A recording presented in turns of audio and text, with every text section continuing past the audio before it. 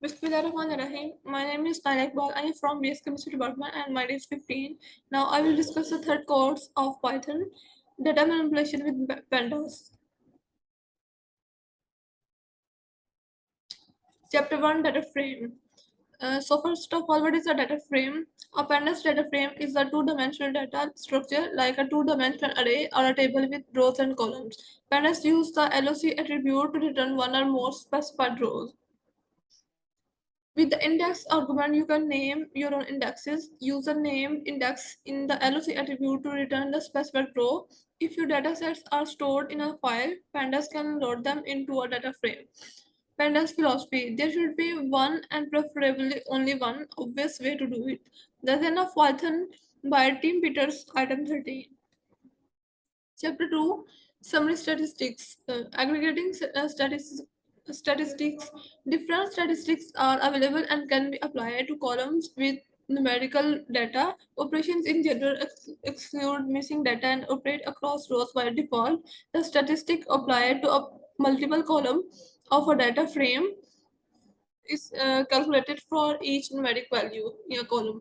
The aggregating statistic can be calculated for multiple columns at the same time. Aggregating statistic group by category.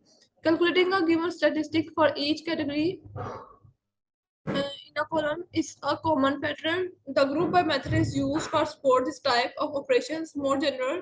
This fits in the more general split, apply a combined pattern. Split the data into groups, apply a function to each group independently, combine the results into a data structure. Chapter 3, Explicit Indexes. Index object of column names and dot index contains an index object of row numbers. You can move a column from the body of the data frame to the index. This is called setting an index, and it uses a set index method. Notice that the output has changed slightly. In particular, a quick visual clue that name is now in the index is that the index values are left aligned rather than right aligned. To undo what you just did, you can reset the index, that is, you remove it. This is done via reset index. Reset index has a drop argument that allows you to discard an index. It makes the setting code cleaner. Data frames have a subsetting method called LOC with filters on index values. The values in the index don't need to be unique. Chapter 4, Visualizing your data.